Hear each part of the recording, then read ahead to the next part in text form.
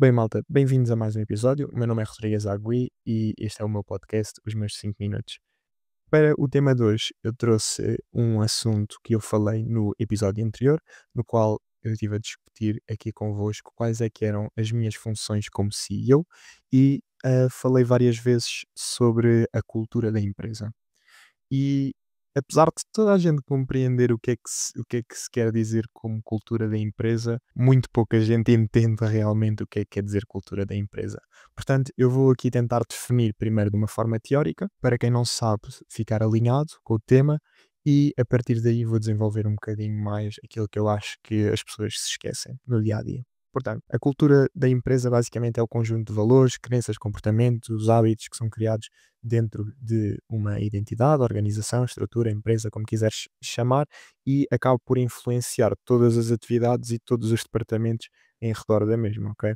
Portanto, não é apenas um conceito abstrato, mas manifesta realmente o que é o dia a dia, digamos assim, de trabalho dentro da tua equipa, dentro do teu escritório. E isto molda muito também o próprio ambiente e a maneira como os desafios e como os problemas são enfrentados. Portanto, a cultura acaba por estar muito enraizada dentro da missão, visão e valores da tua empresa, no sentido em perceber qual é que é a razão de tu existires, no caso a missão, ok? Qual é que é o teu propósito no final do dia? A nível da visão, ou seja, onde é que tu desejas chegar? Qual é que é o teu end goal? E, por fim, a nível dos teus valores, ou seja, quais é que são os princípios que guiam as tuas ações ao longo do dia, ok? E estes elementos acabam por servir como um norte, digamos assim, para qualquer decisão estratégica e operacional. Depois, claro, também tem muita influência sobre o próprio ambiente de trabalho, ou seja, muitas vezes isto não é propriamente fácil de definir se não houver um espaço físico e se for mais digital. No entanto, o impacto é tal e qual.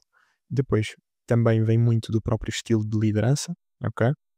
E também da comunicação interna, como é que é feita, quais é que são as políticas, quais é que são as práticas de comunicação, etc., desenvolvimento, isto traça muito aquilo que é a cultura. Porque é tão importante, digamos assim, tu teres uma cultura primeiro bem definida? Basicamente é para, sejas tu sentado na cadeira hoje, seja a pessoa que te vai substituir amanhã porque estás doente, as coisas acontecem da mesma forma. As coisas normalmente acontecem da mesma forma se tu tiveres os processos bem estabelecidos, e isto é uma questão um bocadinho mais operacional.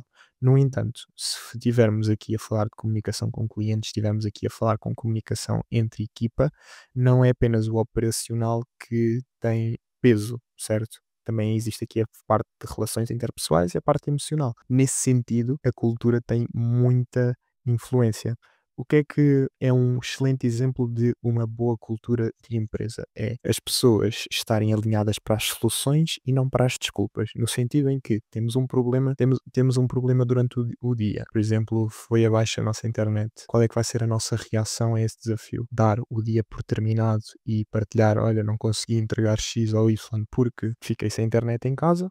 Ou é, por exemplo, fazer logo, comunicar logo o desafio, e tentar arranjar uma solução, seja recuperar a internet, seja utilizar, sei lá, dados móveis ou ir para uma biblioteca pública para resolver o problema. E mesmo que no cenário que nós desenhemos é completamente impossível a pessoa ter internet, ok? Quando nós temos depois uma reunião, seja com a liderança ou seja com algum elemento da equipa que ficou à espera deste trabalho, nós não dizermos de género, olha, não consegui porque fiquei sem internet e ficar calados. Não, dizer: "Olha, eu não consegui, fiquei sem internet, mas já estou a trabalhar sobre isso, portanto daqui a 2 horas vais ter isto entregue." Ou seja, sempre otimizado para as soluções, nunca para as desculpas. Uma das coisas que nós tentamos instalar é, sempre que alguém vem com um problema, desafio, vires logo com alguma solução, ok? Mesmo que seja uma coisa abstrata, depois nós conseguimos olhar um bocadinho mais a fundo para isso todos juntos, mas vir logo com uma solução. Só trazer problemas é meio caminho andado. Normalmente, quando as pessoas já trazem problemas, eu fico só a olhar para elas. Literalmente, aquele silêncio constrangedor, à espera de alguma coisa. Ou seja, boa, trazes isso. E agora? Como é que é? O que é que sugeres? Estás a ver? Eu acho que muda completamente o shift. Muda mesmo, muda mesmo. E se tu tiveres uma equipa toda alinhada para soluções, a produtividade e os resultados é um diferencial gigante. No final do dia, se tu tiveres um bom ambiente de trabalho, se tiveres uma equipa guiada para as soluções e se tiveres líderes dentro do teu próprio negócio, tu acabas por ter o melhor dos dois mundos, que tu vais atrair o teu talento e retê-lo, ok? Porque existe um salário emocional forte, as pessoas sentem-se bem quando vão para o trabalho, as pessoas são ouvidas, as pessoas trabalham num ambiente bom e anseiam, digamos assim, por segunda-feira, ok? Vai aumentar também o próprio engajamento da tua equipa e a produtividade, seja em dias de equipa, seja em projetos que estejam envolvidos. Acaba por diferenciar, infelizmente ou felizmente, do mercado. A maior parte das empresas tem um trabalho de recursos humanos muito, muito mal desenvolvido, então acaba por ser um diferencial e isto é positivo para nós a nível de concorrência, mas é pouco positivo no mercado em geral, pelo menos português. E por fim, teres uma cultura empresarial bem estabelecida e forte também facilita muito a adaptação a mudanças, ou seja, às vezes tu tens que mudar por completo a tua oferta. O maior exemplo foi no Covid, aquelas empresas que tinham uma atividade e do nada começaram a produzir e a vender máscaras, certo? E por vezes tu podes ter este tipo de mudanças, que esta é a mais brusca possível que eu trouxe para o exemplo, mas podes ter muitas vezes várias mudanças a nível de, seja da oferta, seja de elementos dentro da equipa, seja de problemas internos.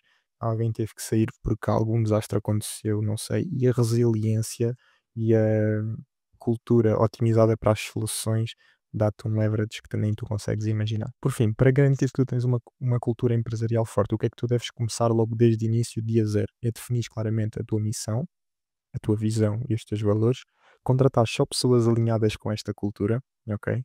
E por vezes é difícil de reconhecer esta mentalidade, ou às vezes tu pensas que a pessoa até tem essa mentalidade, mas no, no dia a dia acaba por ser complicado. Portanto, não contrates só a maluca que faz testes, faz desafios, etc. E depois disso, percebendo que a pessoa está alinhada, aí sim.